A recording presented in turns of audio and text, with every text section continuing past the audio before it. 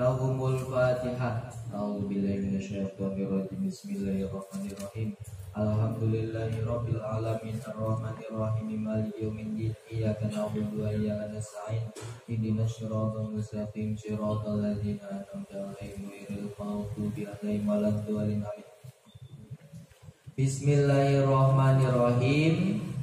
Wa an Aisyah radhiyallahu anha, diriwayatkan dari Sayyidah Aisyah, qalat, berkata siapa Sayyidah Aisyah, kana ada siapa Rasulullah sallallahu alaihi wasallam itu yautasilu mandi siapa Rasul min arba'in dari perkara 4, minal jinabati dari junub, wa yaumal jum'ati dan di hari Jumat, wa minal hijamati dan dari bekam, wa min ghuslil mayyiti dan dari memandikan mayit.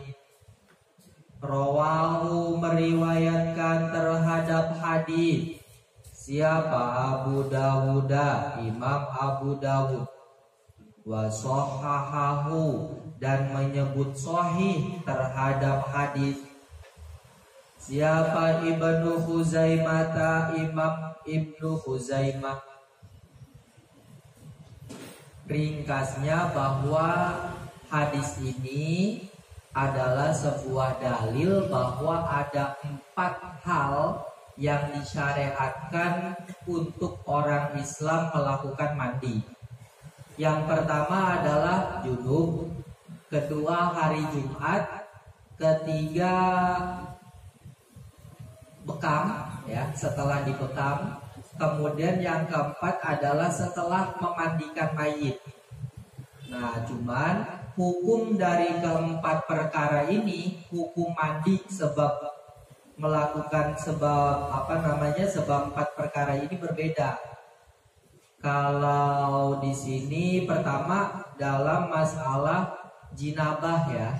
Kalau jinabah itu jelas hukumnya kita wajib mandi. Maksudnya kalau seandainya kita dalam keadaan junub, maka kita harus mandi, wajib, mandinya hukumnya wajib. Kalau mandi di hari Jumat, ini hukumnya berbeda. Menurut kebanyakan ulama, hukumnya hanya sekedar sunnah. Karena berdasarkan hadis, man tawaddoa yaumal jum'ati fabiha wa ni'mat wa man iltasala fal ghuslu afdolu. Artinya barang siapa yang melakukan wudu di hari Jumat, maka itu baik. Tapi yang lebih baik adalah mandi. Ingat ya, di hari Jumat melakukan wudu itu baik. Tapi yang lebih baik adalah mandi. Menurut jumhur, hukum mandi adalah sunnah. Hukum wudu wajib. Berwudu di hari Jumat baik, tapi yang lebih baik adalah mandi. Berarti yang lebih baik itu mandi atau wudu? Yang lebih baik itu wajib apa sunnah berarti? Mandi sunnah, ya kan? Wudu wajib. Masa lebih baik sunnah dibandingkan wajib? Lah, maksud dari hadis man tawaddo'a yaumal jumu'ati fabiha wa ni'mat itu bukan maksudnya orang yang sebelum melaksanakan sholat Jumat memang harus melakukan wudu, wajib melakukan wudu kan? Syaratnya sholat kan suci dari hadas kecil. Lah, itu baik. Cuman yang lebih baik adalah mandi. Mandi dalam arti disertai dengan wudu, begitu. Kalau yang awal wudu tidak disertai dengan mandi. Kalau yang kedua mandi disertai dengan wudhu, sehingga yang lebih baik jelas mandi yang disertai dengan wudhu. Mandi sebelum melakukan sholat Jumat hukumnya adalah sunnah menurut mayoritas ulama, menurut kebanyakan ulama. Kemudian kalau mandi setelah dibekam itu hukumnya apa? Hukumnya di sini ada yang mengatakan sunnah berdasarkan hadis annahu sallallahu alaihi wasallam ihtajama wa shalla wa lam yatawaddo. Artinya Nabi melakukan bekam, terus Nabi langsung sholat. Nabi tidak wudhu terlebih dahulu, tidak mandi terlebih dahulu. Sehingga dari hadis ini memberi kesimpulan hadis yang barusan dimaknai bahwa hukum mandi setelah dibekam hanya sekedar sunnah. Begitu. Kemudian kalau mandi setelah memandikan mayit itu hukumnya apa? Di sini ada sekitar 3 pendapat ya. Yang paling kuat itu sunnah, yang kedua adalah wajib, yang terakhir adalah tidak disunnahkan. Cuman yang paling kuat hukum mandi setelah memandikan mayat adalah sunnah. Sebab begini ya, mental atau psikologis manusia setelah dia bertemu dengan sesuatu yang membuat dia sedih, dia akan down, mentalnya akan down, akan lemah. Nah, sehingga orang yang setelah memandikan mayat yang mentalnya down itu nanti disunahkan untuk mandi agar apa? Selain menuruti perintah Islam ya, maksudnya juga ada sisi penguatan mental supaya mental dia kembali bangkit gitu setelah merasa sedih. Ya orang ini ya, semisal kita puasa kemudian kita sangat haus gitu, maksudnya sangat dahaga. Lah kita mandi aja udah gak apa-apa. Karena dengan mandi kita bisa merasa lebih seger kan? Ya nggak begitu? Nggak usah munafik, maksudnya dengan mandi banyak air yang masuk ke badan kita lewat pori-pori. Tapi itu nggak membatalkan puasa. Lewat pori-pori itu tidak membatalkan puasa, pori-pori. Atau kita memasukkan obat tetes mata semisal, itu tidak membatalkan puasa meskipun terasa obatnya sampai ke tenggorokan. Karena yang namanya mata itu bukan jauh, dalam istilah fikih bukan kategori jauh. Berbeda, jauh itu lubang yang sampai ke dalam maksudnya. Berbeda kalau seandainya kita memasukkan obat tetes kuping. Nah ini nanti membatalkan puasa kalau seandainya obatnya sampai ke dalam. Atau kita masukkan obat dari mulut, dari hidung, itu yang jelas-jelas maksudnya jelas-jelas lubang, itu membatalkan. Tapi kalau mata atau pori-pori itu tidak membatalkan. Gitu. Kemudian wa an Abi Hurairah radhiyallahu anhu, diceritakan dari Abi Hurairah fi qissati Sumamah bin Usalin, dalam kisah Sumamah bin Usal, indama aslama, ketika masuk Islam siapa Sumamah, wa amarohu, dan memerintahkan terhadap Sumamah siapa an-nabiyyu sallallahu alaihi wasallam an yaltasila, agar mandi siapa Sumamah. Rawahu, meriwayatkan terhadap hadis siapa Abdur Razzaqi, Syekh Abdur Razzaq. Wa asluhu, bermula asalnya hadis itu muttafaqun alaihi, disepakati bahwa ketika Sumamah bin Usal memeluk agama Islam, Nabi memerintahkannya untuk melakukan mandi. Sehingga di sini bisa kita ambil sebuah fokus permasalahan, yakni ketika ada orang kafir, dia masuk Islam, ya, wajib mandi atau tidak? Kalau berdasarkan hadis ini, Nabi memerintahkan Usamah masuk melakukan mandi setelah masuk Islam. Berarti mandi bagi orang kafir yang memeluk agama Islam adalah wajib, gitu. Cuman ada beberapa pendapat lain yang tidak mengatakan wajib. Seperti kalau di sini ada Imam Asy-Syafi'iyah, ya, seseorang yang masuk Islam, orang kafir yang masuk Islam itu hukumnya tidak wajib mandi, begitu. Karena ada hadis al-Islamu yajubu ma qablahu. Islam memangkas seluruh hal yang ada sebelum Islam. Artinya orang kafir semisal masuk Islam, maka dosa-dosa orang kafir ini terhapuskan semua. Termasuk hal-hal yang wajib dilakukan oleh orang kafir berupa mandi, junub, kemudian ya sholat dan seterusnya, ini terhapuskan. Artinya ibarat orang kafir masuk Islam itu ibarat dia baru lahir, dia baru balik. Kewajibannya mulai saat dia masuk Islam. Yang sudah-sudah itu sudah tidak diwajibkan, itu maksudnya.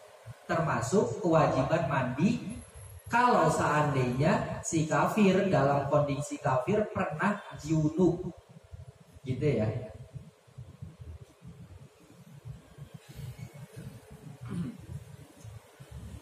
Hukumnya orang kafir yang masuk Islam sunnah mandi. Kemudian Wa'an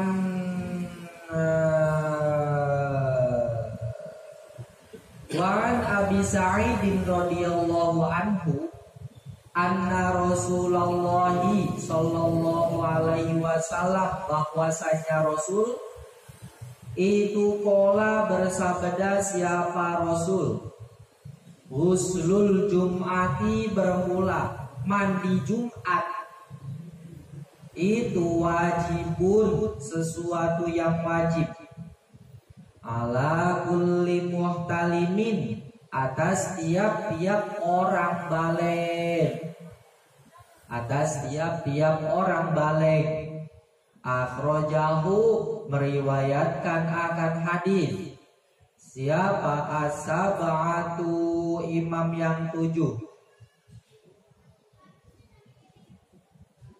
Kemudian ini persis seperti pembahasan hadis yang tadi, ya, yang Nabi melakukan mandi karena 4 hal. Yang nomor 2 adalah di hari Jumat, ya. Untuk mandi di hari Jumat sudah disampaikan di depan bahwa hukumnya adalah sunnah. Ini versi pendapat mayoritas ulama, versi pendapat kebanyakan ulama. Tapi menurut Imam Dawud, ya, menurut Imam Dawud, hukum mandi hari Jumat itu adalah wajib. Selain berdasarkan hadis kana Rasulullah yang pertama tadi, juga berdasarkan hadis ini, Huslul Jum'ati wajibun ala kulli muhtalimin. Gitu. Menurut Imam Dawud hukumnya wajib mandi di hari Jumat. Nah, terus bagaimana jumhur atau mayoritas ulama yang mengatakan mandi Jumat sekedar sunnah menanggapi hadis ini? Hadis Huslul Jum'ati wajibun ala kulli muhtalimin. Oh, ternyata hadis ini itu hanya sekedar memberitahu bahwa hukum mandi itu sangat-sangat sunnah. Artinya wajib di situ bukan artinya adalah wajib yang umum kita ketahui. Tapi wajib di situ maksudnya adalah sangat disunnahkan, sangat dianjurkan, begitu. Atau ada sebuah ini ya, wacana dari salah satu ulama bahwa mandi di hari Jumat sebelum sholat Jumat itu awalnya wajib. Kenapa wajib? Karena kondisi orang-orang Islam pada era-era awal itu sangat sempit. Artinya mereka belum punya fasilitas yang membuat perkumpulan menjadi nyaman. Kalau sekarang kan enak, ada AC, ada kipas angin, dan seterusnya.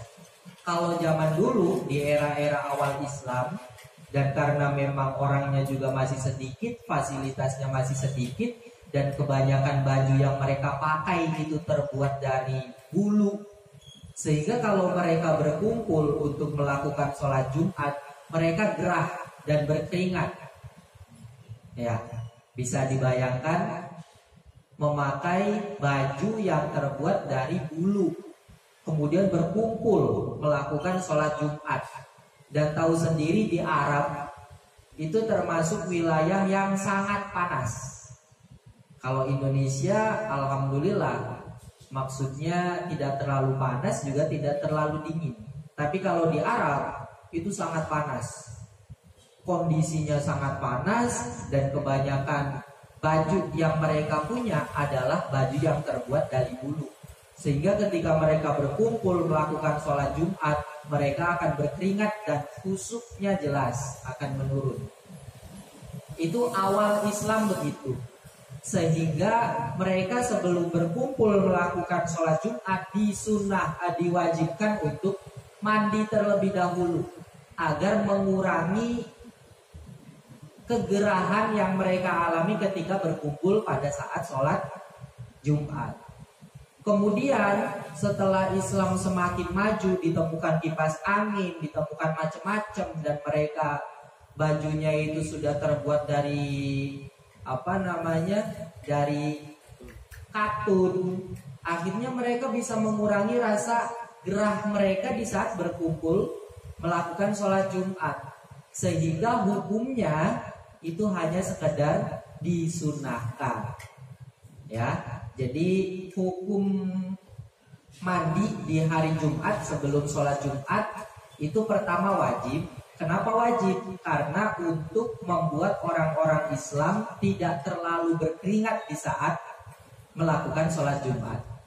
Kemudian setelah fasilitasnya enak, hukum mandi sebelum sholat Jumat hanya sekedar sunnah. Karena memang meskipun tidak mandi, itu juga bisa terkurangi rasa gerah mereka karena kondisinya sudah baik. Begitu. Itu menurut wacana dari salah satu ulama. Artinya mengkolaborasikan hadis yang mengatakan mandi di hari Jumat sunnah dengan hadis yang mengatakan mandi di hari Jumat wajib. Caranya begitu.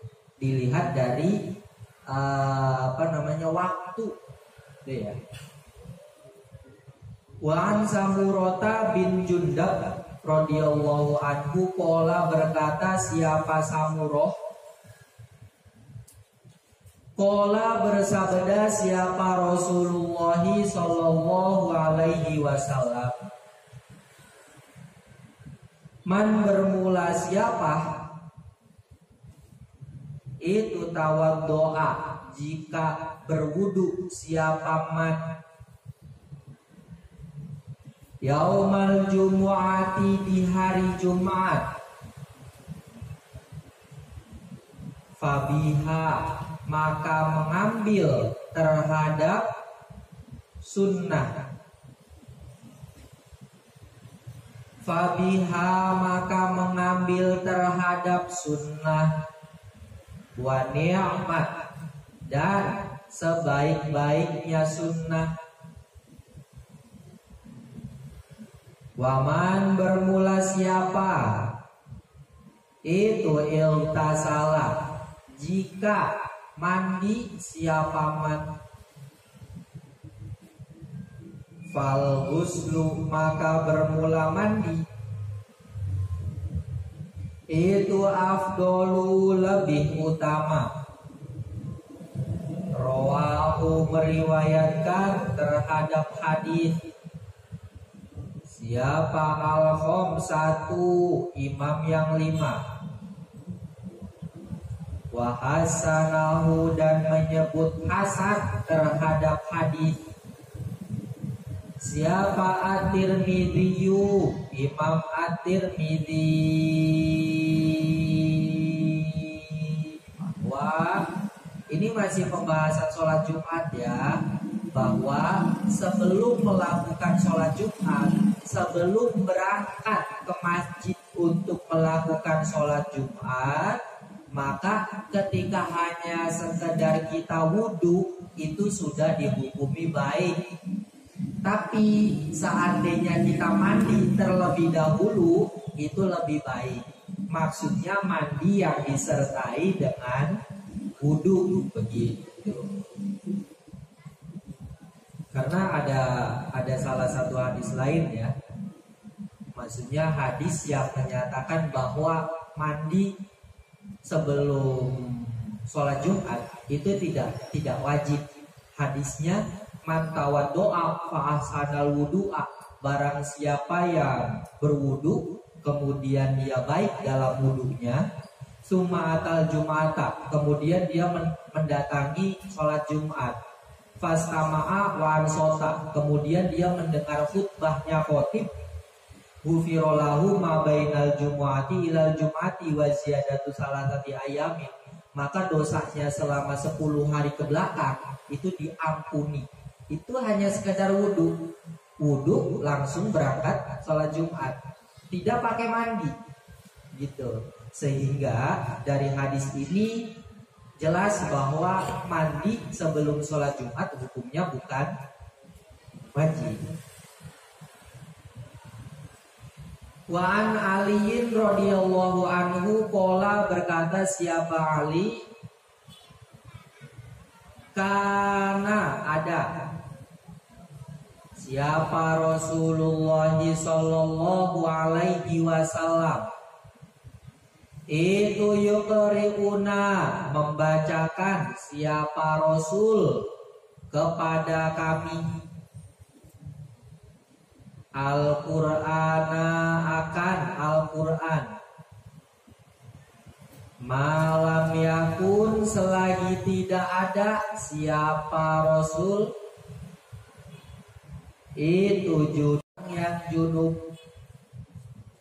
Rawahu, meriwayatkan terhadap hadis siapa Ahmadu, Imam Ahmad, wal khamsatu, dan imam yang 5. Wahada, bermula teks hadis ini, wahada bermula teks hadis ini, lafzut Tirmidzi, adalah lafaznya Imam At-Tirmidzi. Wahasanahu, dan menyebut hasan siapa At-Tirmidzi terhadap hadis. Wasohahahu, dan menyebut sahih siapa At-Tirmidzi terhadap hadis. Oh, bukan At-Tirmidzi. Wasohahahu, dan menyebut sahih terhadap hadis siapa Ibnu Hibban, Imam Ibnu Hibban. Nah, ini dari riwayatnya sahabat Ali ya, bahwa Rasul selagi beliau tidak dalam kondisi junub, maka Rasul akan membacakan Al-Quran kepada kami, kepadaku, gitu. Ini menjadi perdebatan panjang di antara para ulama. Ada yang mengatakan bagi orang junub itu boleh membaca Al-Quran. Ada yang mengatakan bagi orang junub tidak boleh membaca Al-Quran. Artinya haram membaca Al-Quran. Seperti fikih yang kita anut, mazhab Syafi'iyah mengatakan bahwa bagi orang junub diharamkan melakukan 5 hal. Yang pertama sholat, kedua tawaf, ketiga memegang atau membawa Al-Quran, kemudian keempat adalah berdiam diri di masjid, yang terakhir adalah membaca Al-Quran. Ya, jadi menurut mazhab Syafi'iyah bahwa membaca Al-Quran adalah sesuatu yang haram bagi orang yang junub. Salah satu dasarnya ya ini, bahwa Rasul kalau seandainya tidak dalam kondisi junub, maka beliau akan membacakan Al-Quran. Bisa diambil kesimpulan, seandainya Rasul junub berarti tidak baca Al-Quran. Begitu. Itu pendapat Syafi'iyah. Atau ada lagi hadis, jadi menurut ini juga ya, riwayat dari sahabat Ali bahwa sahabat Ali melihat Rasul melakukan wudu, kemudian membaca Al-Quran.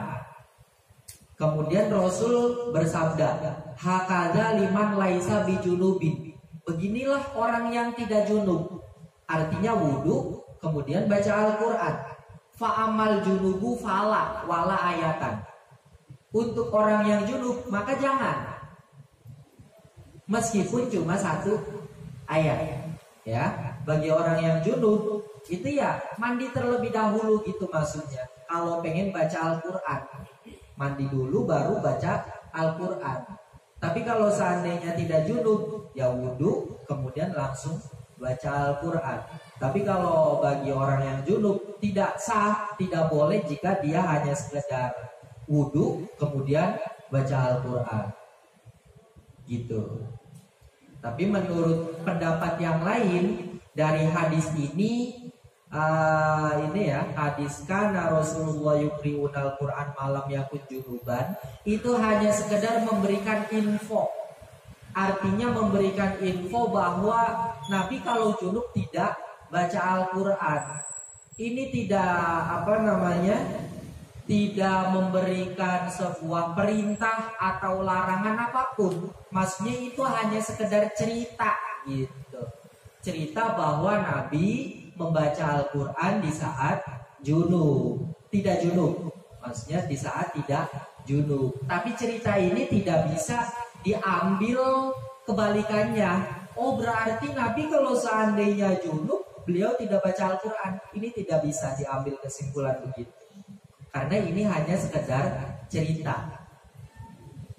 Gitu. Nah kalau semisal contoh ya, santri seandainya bulan puasa mereka mengaji. Ini kan cuma sekedar info, cuma sekedar cerita. Tidak bisa diambil kesimpulan berarti kalau bukan bulan puasa berarti santri tidak ngaji. Sama dalam hal ini pun begitu. Nabi di saat tidak junub beliau membaca Al-Quran. Ini tidak bisa diambil kesimpulan bahwa di saat Nabi junub Nabi tidak baca Al-Quran. Itu tidak bisa diambil kesimpulan begitu karena ini hanya sekedar cerita. Itu pendapat yang nomor 2 ya. Kalau mazhab Syafi'iyah bagi orang yang junub itu haram hukumnya membaca Al-Quran.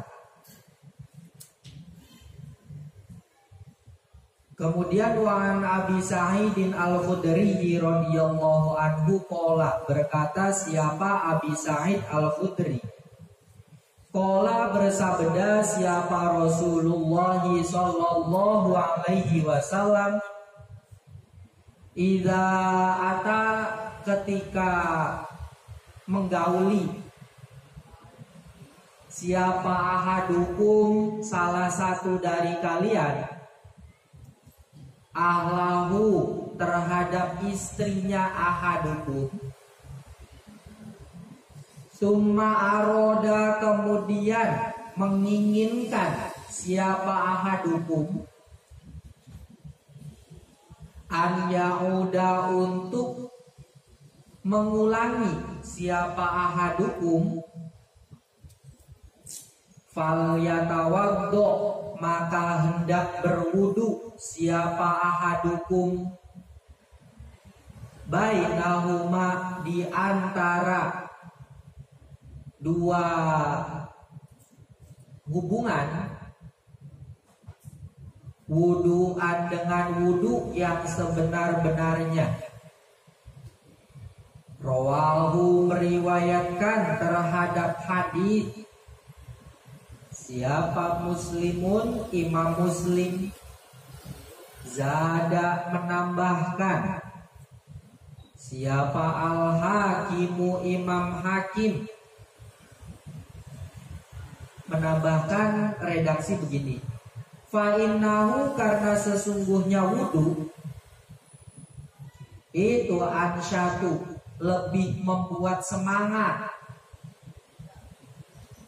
lil audi, untuk mengulangi.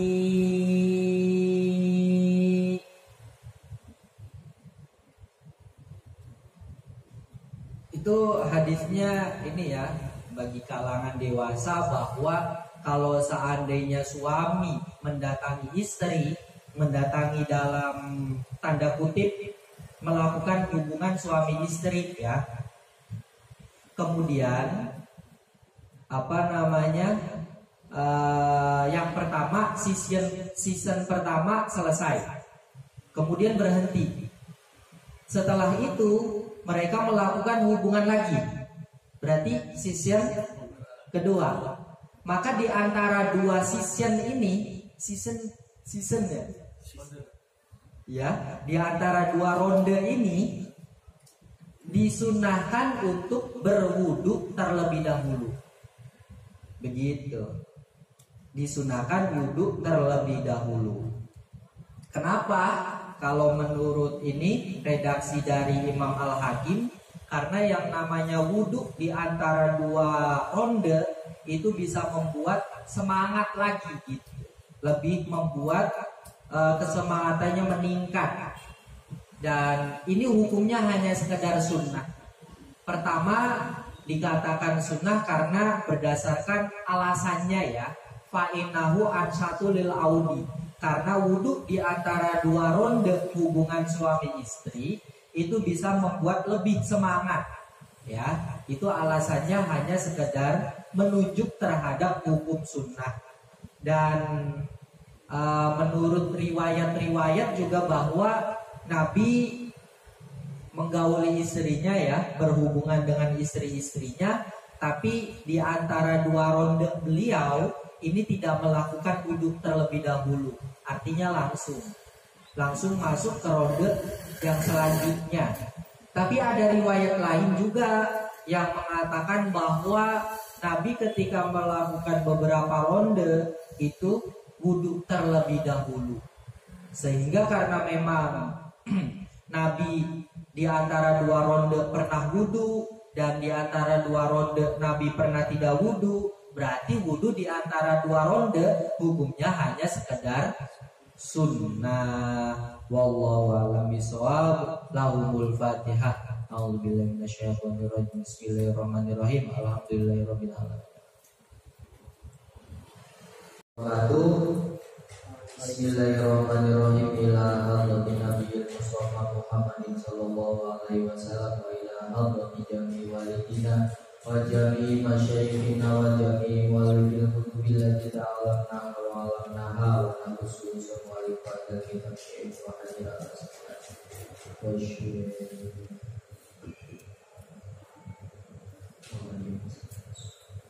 Lahumul Fatihah. Alhamdulillahirabbil alamin arrahmanir rahim. Iyyaka na'budu wa iyyaka nasta'in. Shiratal ladzina an'amta 'alaihim ghairil maghdubi 'alaihim waladdallin. Bismillahirrahmanirrahim. Walil arba'ati an Aisyah radhiyallahu anha qalat. Walil arba'ati, dan itu milik imam yang empat, an Aisyah, dari riwayat Sayyidah Aisyah radhiyallahu anha, qalat berkata siapa Aisyah, karena ada siapa Rasulullah sallallahu alaihi wasallam itu yanamu tidur siapa Rasul, wa huwa halnya bermula Rasul junubun adalah yang junub, min ghairi an yamussa dari tanpa memegang atau mengenai siapa Rasul ma'an akan air. Wahwa bermula hadis ini itu maklul itu berpenyakit maksudnya. Kalau menurut Syekh Ibnu Hajar Al Asqalani ya, hadis ini maklul. Kenapa maklul? Karena salah satu rawinya adalah Abu Ishaq, yang dimana Abu Ishaq ini meriwayatkan hadis ini dari Al-Aswad. Al-Aswad meriwayatkan hadis ini dari Aisyah. Dan Abu Ishaq tidak mendengar hadis ini dari Aswad. Sehingga dengan alasan itu Syekh Ibnu Hajar Al Asqalani memvonis bahwa hadis ini hadis yang berpenyakit, karena salah satu rawinya tidak mendengar langsung hadis ini dari rawi yang ada di atasnya. Tapi kalau menurut imam-imam yang lain seperti Imam Al-Baihaqi, hadis ini sahih. Kenapa? Karena menurut beliau Abu Ishaq mendengar hadis ini dari Imam Al-Aswad. Itu berbeda sudut pandang di situ. Jadi Rasulullah tidur dalam kondisi beliau masih memiliki junub. Gitu. Rasul tidur dalam kondisi beliau masih junub, tanpa wudhu terlebih dahulu dan tanpa mandi terlebih dahulu. Sehingga dari hadis ini bisa kita simpulkan bahwa orang yang junub itu tidak masalah. Kalau dia pengen tidur itu tidak masalah. Artinya dia tidak perlu wudhu terlebih dahulu atau mandi terlebih dahulu.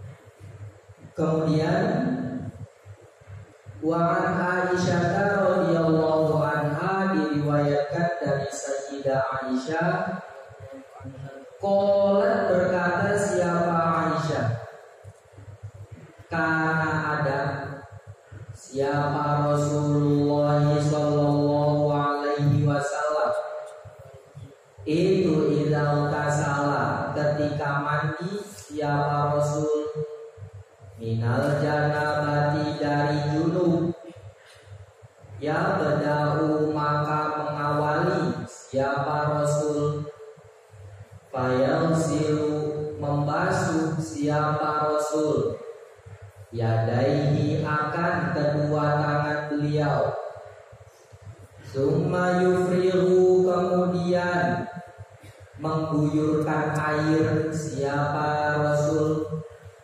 biyaminihi dengan tangan kanan beliau, ala shimalihi atas tangan kiri beliau, fayausilu kemudian membasuh siapa Rasul, farjahu akan kemaluan Rasul, summa yatawaddu kemudian duduk siapa Rasul, summa yakhudhu kemudian mengambil siapa Rasul, al-ma'a akan air, fayudkhilu kemudian memasukkan siapa Rasul, asabi'ahu akan jari-jari Rasul, fi usuli syari di pangkal rambutnya Rasul, summa hafana kemudian mengguyurkan air siapa Rasul, ala rosihi atas kepalanya Rasul salah sahafanati dengan 3 kali guyuran. Summa afado kemudian mengguyurkan air siapa Rasul ala sa'iri jasadihi pada anggota-anggota Rasul yang lain. Maksudnya anggota badan Nabi yang lain, bukan badan Nabi Musa, Nabi Isa, tapi badannya Nabi. Salah paham terus. Yang lain. Summa wasala kemudian membasuh siapa Rasul rijlaihi terhadap 2 kakinya beliau. Muttafaqun alaihi, hadis ini disepakati. Walafdu bermula lafaznya itu li muslimin milik Imam Muslim. Walahuma dan itu milik Imam Bukhari dan Imam Muslim. Min hadis Maimunata dari hadisnya Sayyidah Maimunah. Summa amroh kemudian mengguyurkan siapa Rasul ala farjihi atas kemaluan Rasul. Wa ghasalahu dan membasuh siapa Rasul terhadap kemaluannya. Bishimalihi dengan tangan kirinya Rasul. Summa doroba kemudian menempelkan siapa Rasul biha terhadap tangan kirinya al-ardo ke bumi. Wa fi riwayatin dan itu dalam riwayat lain famasahaha binturobi bermula lafaz famasahaha binturobi, maknanya famasahaha kemudian mengusap siapa Rasul terhadap tangan kirinya binturobi dengan debu.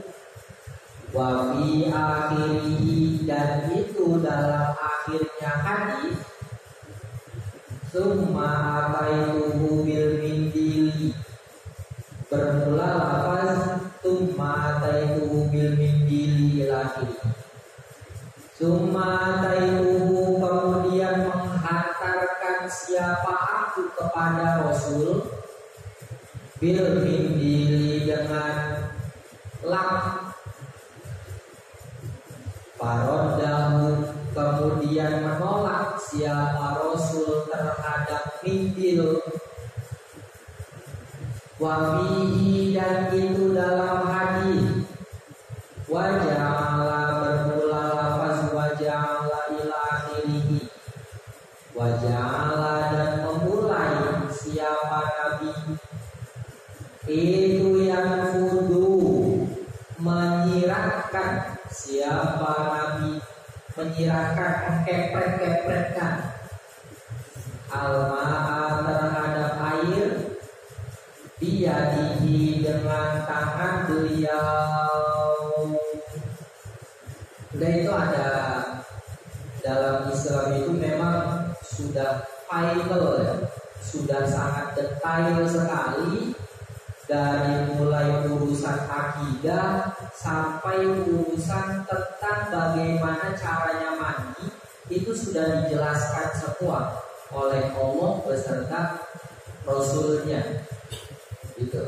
Berbeda dengan agama lain. Kalau agama lain, jangankan cara mandi, jangankan cara ibadah-ibadah yang lain, urusan tauhid mereka itu masih diperdebatkan. Tuhan mereka itu siapa itu masih diperdebatkan. Berbeda dengan agama Islam yang sudah final dari urusan yang paling dasar sampai urusan yang rinci seperti ini. Itu sudah dijelaskan semua. Kemudian ada ini ya, ada beberapa yang bisa diambil dari hadis ini pertama bahwa alangkah baiknya kalau seandainya kita melakukan wudu atau melakukan mandi itu tidak perlu dilap, ya, tidak perlu dilap. Buktinya hadis ini Sayyidah Maimunah mengatakan lap kepada Nabi setelah Nabi mandi, tapi Nabi menolak. Begitu. Lah, hikmahnya itu nanti karena memang air wudu kemudian air mandi itu nanti berwujud menjadi malaikat. Seandainya berwujud menjadi malaikat, ya sudah, jangan dihilangkan. Gitu. Kemudian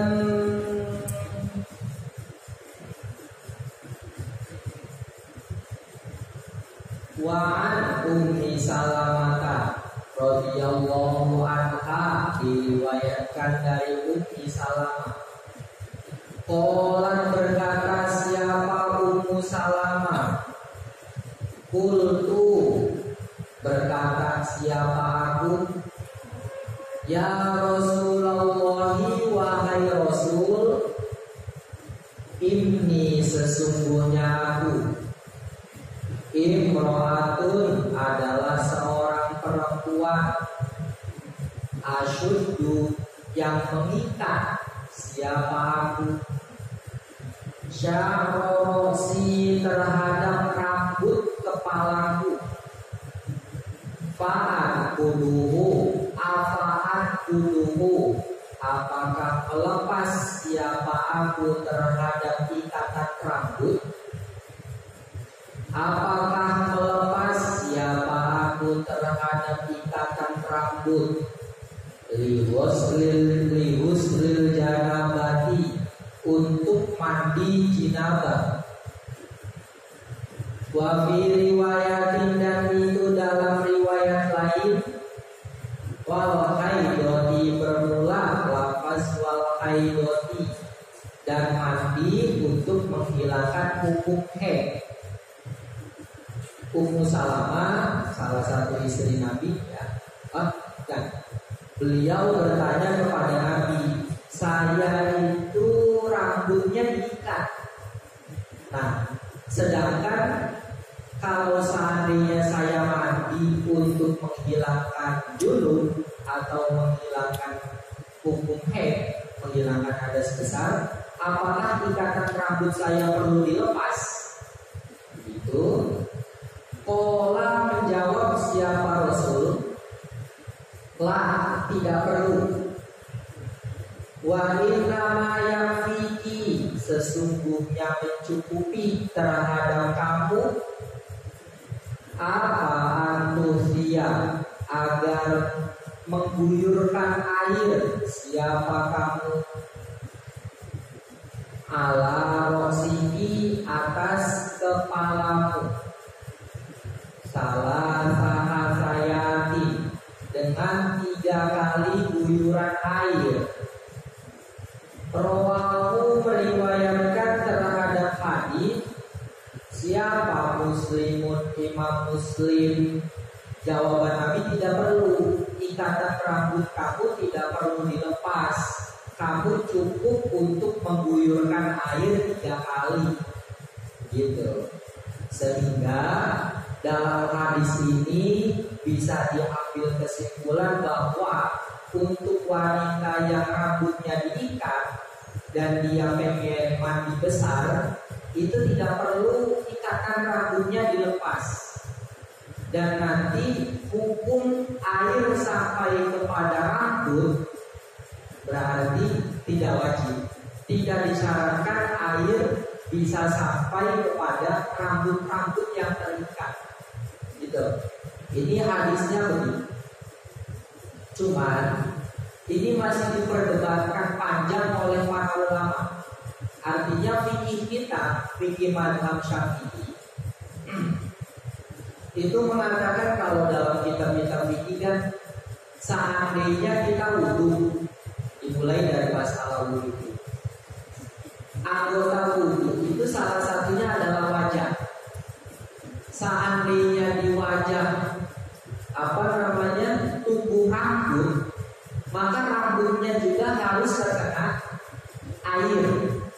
Seluruh yang ada di anggota wudhu itu harus terkena air, entah itu kulit ataupun rambut. Nah, kemudian dikecualikan, dalam wudhu dikecualikan, kecuali jenggotnya laki-laki yang tebal atau aneh, ini namanya apa? Bodek, jambang. Kalau seandainya jambang atau jenggot laki-laki itu tebal, maka ketika wudhu tidak perlu air sampai kepada pangkal rambut. Ya, gitu. Pengecualiannya cuma itu. Tapi kalau dalam urusan mandi, semua rambut dan semua kulit itu harus terkena air tanpa pengecualian. Entah itu jenggotnya laki-laki yang tebal atau jambangnya laki-laki yang tebal, itu harus terkena air. Kenapa berbeda? Karena wudhu itu dilakukan karena wudhu itu dilakukan sering, ya. Mandi tidak sesering wudhu, sehingga dalam wudhu ini ada kompensasi, ada keringanan. Tapi kalau dalam mandi tidak ada keringanan, ya, gitu.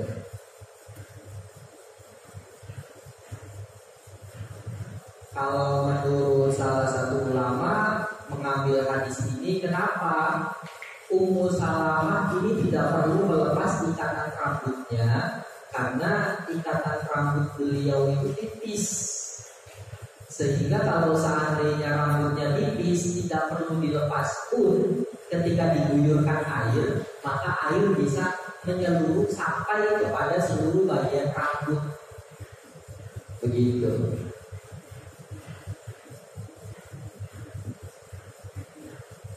Ngerti ya? Ngerti ya? Kita tidak bisa membahas ilmu hadis kalau seandainya kita kosong dari ilmu fikih, maksudnya begitu.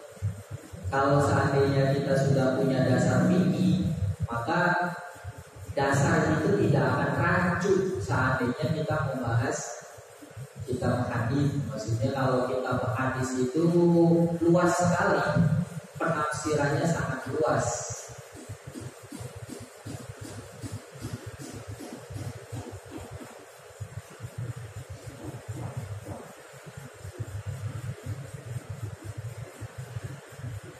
Kalau seandainya menurut fikih mazhab Syafi'iyah, kalau seandainya rambut seorang perempuan tebal, lebat, dan dia mengikat rambutnya, itu berarti perlu dilepas ikatannya agar air bisa sampai ke seluruh bagian rambut. Tapi seandainya rambut seorang perempuan tipis, sekira kalau seandainya diguyurkan air, maka air akan sampai kepada seluruh bagian rambut, maka itu tidak perlu dilepas. Ya, maksudnya tidak wajib dilepas. Jadi yang menjadi tolak ukur itu air bisa sampai kepada seluruh bagian rambut atau tidak. Kalau seandainya bisa sampai, ya tidak perlu dilepas. Tapi kalau tidak bisa sampai, ya perlu dilepas demi sampainya air pada seluruh anggota tubuh, rambut dan kulit.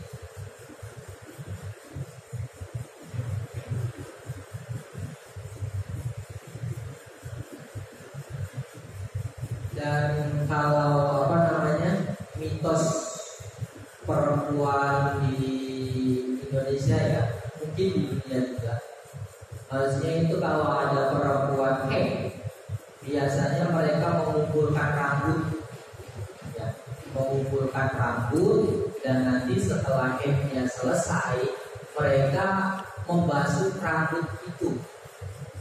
Sebenarnya ini berangkat dari sebuah mitos sebenarnya. Kalau secara hukum fikih itu kalau yang wajib dibasuh hanya sekedar tempat tumbuhnya rambut. Maksudnya semisal Semisal di sini ada rambut ya, semisal saya perempuan, di sini tumbuh rambut, kemudian saya hair. Di saat saya hair, rambut ini lepas, rontok. Nah, yang wajib dibasuh itu bukan rambut yang rontoknya, tapi tempat yang menjadi tumbuhnya rambut yang lepas itu. Sehingga tidak perlu mengumpulkan rambut, itu nggak perlu. Karena yang wajib dibasuh hanya tempat tumbuhnya rambut. Begitu. Sehingga kamar mandi itu tidak penuh dengan rambut-rambut. Karena memang yang wajib dibasuh itu bukan rambutnya, tapi tempat tumbuhnya rambut. Atau nanti semisal bukan sekedar rambut ya, maksudnya kayak contoh hidung semisal. Ada seseorang junub, kemudian hidungnya dipotong, hidungnya terpotong. Nanti potongan hidung yang lepas ini wajib dibasuh? Enggak wajib. Yang wajib dibasuh itu hanya bagian-bagian yang terpotong, bagian-bagian yang tampak dari potongan. Ya, semisal ini hidung terlepas ini. Yang wajib dibasuh itu ini. Gitu. Tempat yang terpotong, yang tampak. Kalau seandainya hidung semisal terpotong di sini, berarti yang di dalamnya ini, tempat pupil itu tidak perlu dibasuh. Maksudnya tidak wajib dibasuh.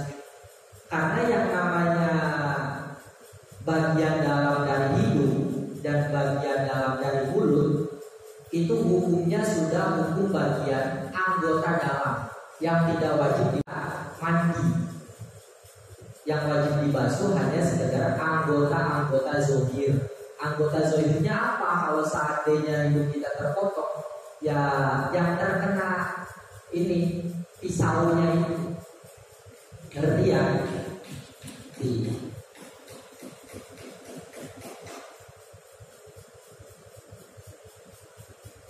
Wa'an Aisyah diriwayatkan dari Sayyidah Aisyah radhiyallahu anha qalat, berkata siapa Aisyah,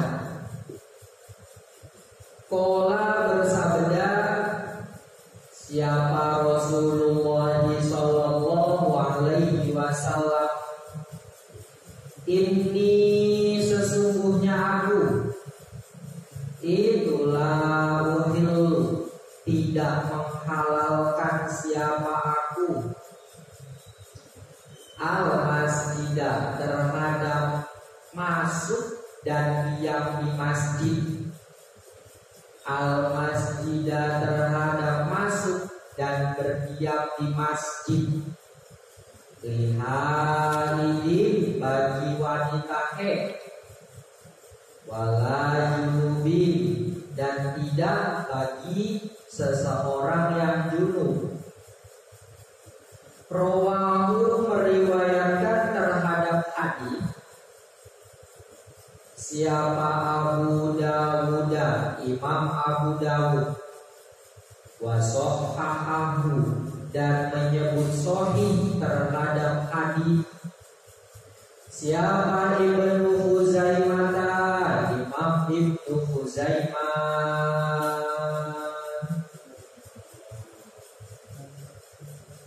Kemudian ada hadis inilah muhillul masjidah fi haidin wala junubi. Artinya orang yang haid dan orang yang junub itu tidak dihalalkan masuk masjid. Nanti ada pembahasannya berbeda. Kalau seandainya hanya sekedar lewat, ya, sekedar lewat masjid, untuk orang yang haid hukumnya haram. Kalau untuk orang junub itu tidak haram. Kalau untuk orang junub dia hanya diharamkan berdiam diri di masjid. Kayak orang iktikaf di masjid itu minimal waktu iktikaf di masjid itu kan sekira kita berdiam diri. Kemudian tumakninah. kadar tuma'nina itu membaca subhanallah. Itu nanti kalau seandainya kita sudah duduk di masjid dengan kadar kita mengucapkan subhanallah, kemudian kita balik lagi, itu sudah bisa dikatakan i'tikaf. Yang penting disertai niat jelas. Nah, dalam masalah ini pun begitu. Ada istilah masuk, ada istilah berdiam. Kalau untuk orang junub masuk masjid itu tidak diharamkan, ya. Tapi kalau seandainya berdiam di masjid, sekira dia diam di masjid dengan kadar waktu membaca subhanallah, itu baru haram. Tapi untuk orang yang haid dan orang yang nifas, entah itu hanya sekedar masuk masjid atau sampai berdiam di masjid, itu hukumnya haram. Ya, bedanya antara orang junub dengan orang yang haid dan orang yang nifas. Karena hadas besar yang disebabkan haid ataupun nifas ini tingkatnya paling tinggi, sehingga ada beberapa hal yang diharamkan untuk mereka yang tidak diharamkan untuk orang lain, yakni lewat masjid. Tapi kalau seandainya cuma sekedar kan sekarang banyak ya majelis-majelis taklim yang diadakan di masjid, itu banyak. Dan rata-rata pesertanya adalah ibu-ibu yang secara tabiat dia akan mengalami menstruasi. Lalu bagaimana?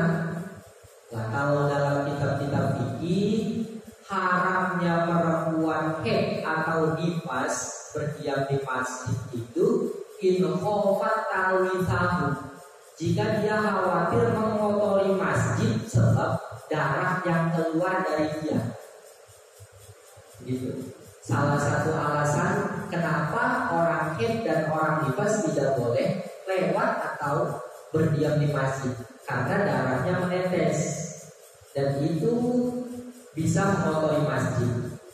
Sekarang permasalahannya, kalau seandainya zaman sekarang yang sudah ada pembalut dengan beragam merek ya, yang keren-keren itu maksudnya yang menahan anti bocor dan seterusnya, lah itu berarti keharaman berdiam di masjid dan keharaman lewat masjid itu hilang, karena tidak dikhawatirkan darahnya menetes, gitu. Ya, nanti dalam masalah ini pun ada ulama yang mengatakan gak masalah orang haid atau orang nifas masuk masjid, itu gak masalah. Yang penting menjaga syarat-syaratnya. Syarat-syaratnya diantaranya adalah wudu terlebih dahulu atau tayamum terlebih dahulu, dan jelas jangan sampai membuat masjid kotor sebab darah yang menetes dari lubang kemaluan dia. Begitu. Apalagi kalau seandainya kita benturkan dengan acara yang ada di masjid, majelis taklim, belajar. Yang namanya belajar itu sebuah hal yang urgen dipandang kacamata syariat, itu sesuatu yang sangat penting, sehingga keharaman masuk masjid boleh jadi akan hilang sebab punya tujuan baik, yakni belajar ilmu dengan tetap menjaga etika. Maksudnya etikanya ya tadi, wudu terlebih dahulu, kemudian jangan sampai darahnya menetes. Beda halnya kalau seandainya di masjid acaranya meet and greet, lah itu nggak masuk. Maksudnya ini majelis-majelis taklim, artinya tidak perlu karena alasan haid, karena alasan nifas, kemudian seorang perempuan menghentikan kegiatannya berupa mengikuti, menghadiri acara-acara yang berbau ilmu, itu tidak sampai seperti itu. Maksudnya nggak apa-apa, tetap ikut nggak apa-apa.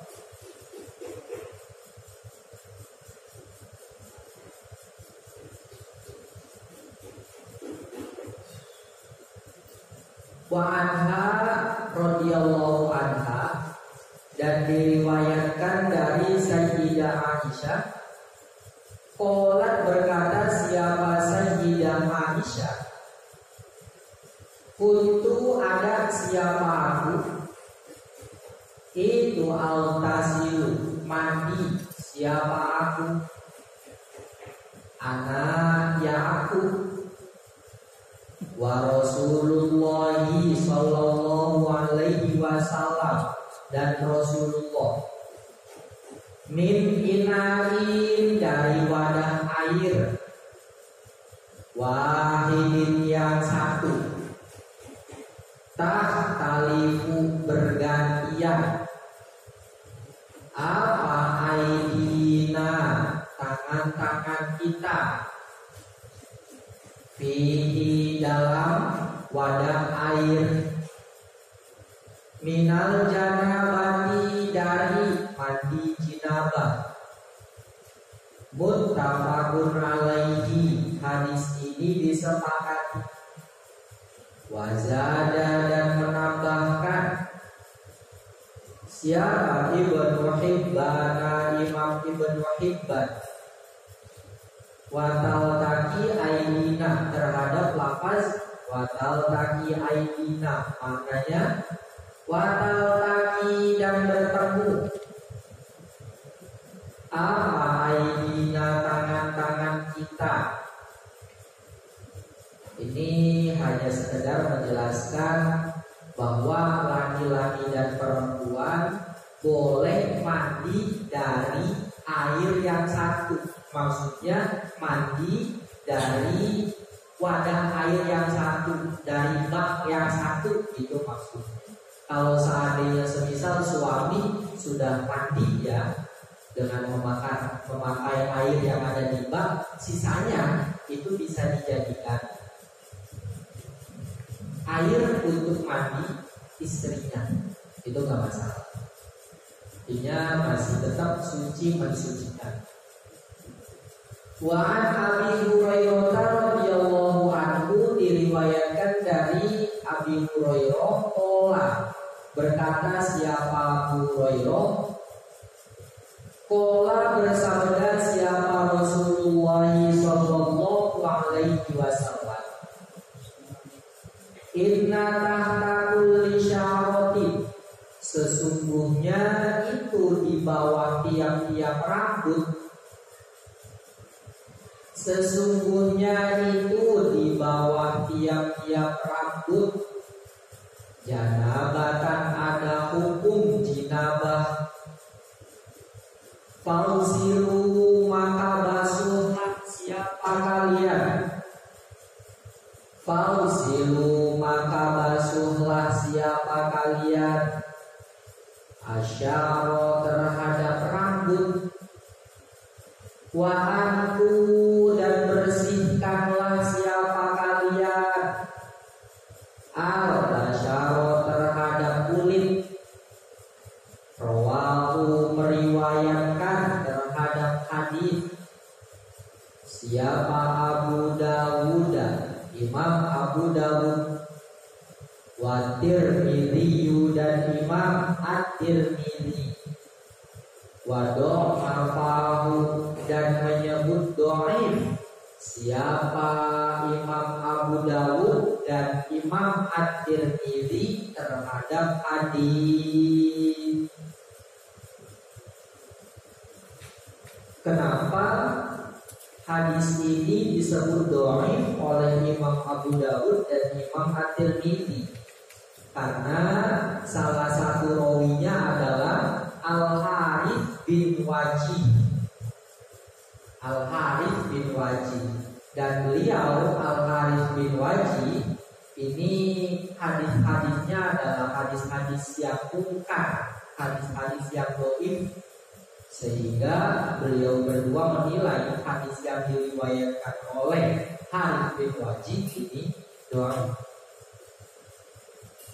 Ini maksudnya di bawah tiap rambut-rambut kita, maksudnya di pangkal rambut kita itu ada hukum jinabah. Sehingga kita harus membasuh rambut, seluruh rambut, dan membasuh kulit juga. Ada dua hal ya yang perlu dibasuh ketika wudhu atau ketika mandi, yakni rambut dan kulit. Cuman seperti tadi, maksudnya rambut yang dibasuh itu hanya rambut yang masih ada di bagian badan. Begitu. Kalau seandainya rambut kita, kulit kita sudah terlepas dari bagian badan kita, maka yang terlepas itu tidak wajib kita basuh. Yang wajib kita basuh hanya bagian yang masih ada di badan. Begitu. Sehingga kalau contoh-contoh lainnya, semisal sekarang saya jujur, kemudian saya potong rambut sampai habis dibotak, maka saya tidak perlu membasuh rambut saya yang terpotong itu, tapi saya hanya perlu membasuh bagian yang menjadi tempat tumbuhnya rambut. Begitu. Atau saya mandi, kemudian jari telunjuk saya belum terbasuh air, ya. Kemudian saya potong jari telunjuk saya potong. Nah, maka potongan jari ini tidak perlu kita basuh. Yang perlu dibasuh hanya tempat potongannya saja, ya. Begitu. Ini ya semacam bisa dibilang kritikan juga ya bagi wanita-wanita itu tidak perlu mengumpulkan rambut. Nanti madorot maksudnya kalau seandainya mengumpulkan rambut di kamar mandi bisa membuat ya jelasnya kotor kan, kemudian bisa membuat selokan mampet dan macam-macam. Udah aja maksudnya rambut tinggalin. Itu mitos-mitos yang kuat di masyarakat begitu. Atau laki-laki juga ada kan? Enggak. Begitu dihilangkan. Karena salah satu mitos yang ini juga ya, kayak contoh setelah lebaran atau menjelang acara-acara besar, itu kan orang-orang dikurung dalam rumah.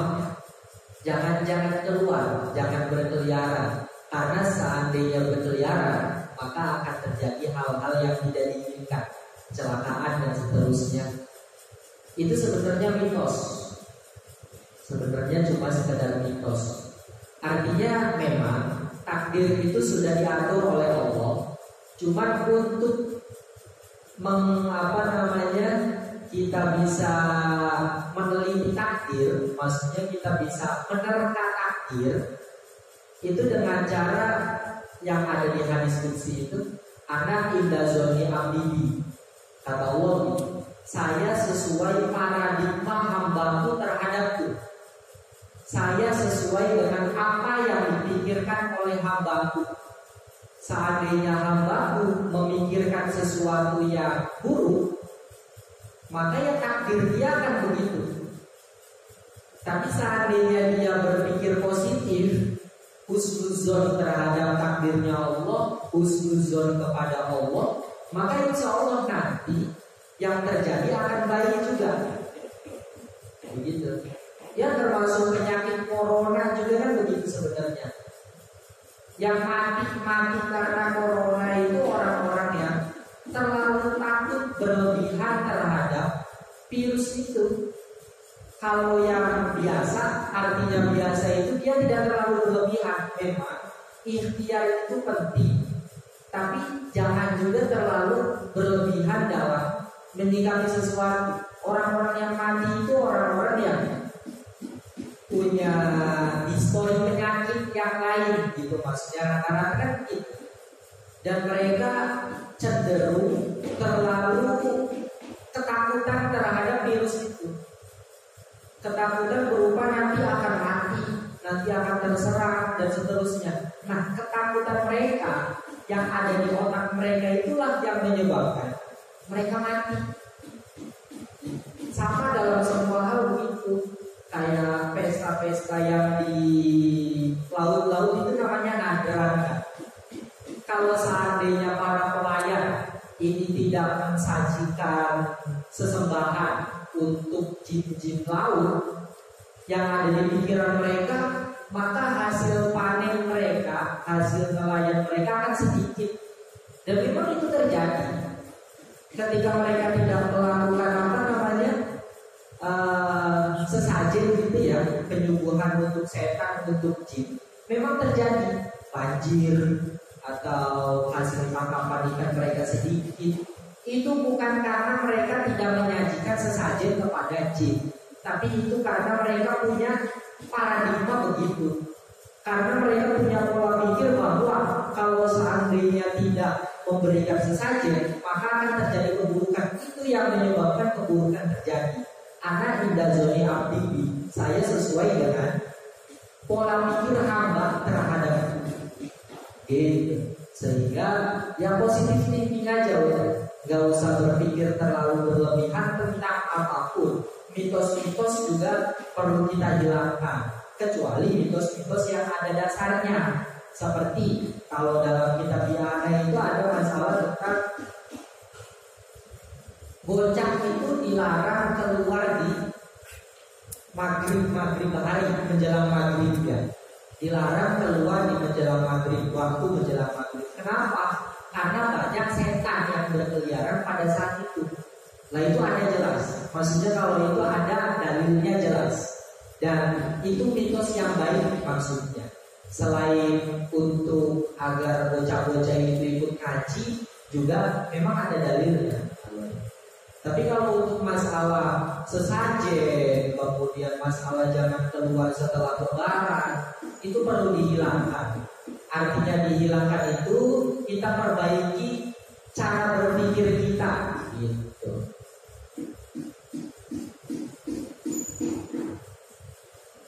Wali Ahmad, dan itu milik Imam Ahmad. An Aisyah, dari Sayyidah Aisyah radhiyallahu anha. Nahwu bermula sesamanya hadis.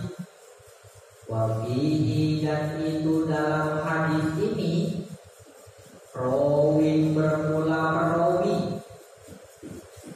Rawin bermula perawi majhulun, yang tidak diketahui.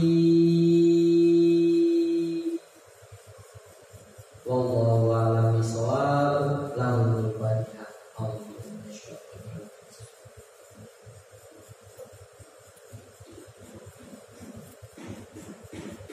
Subhanallah.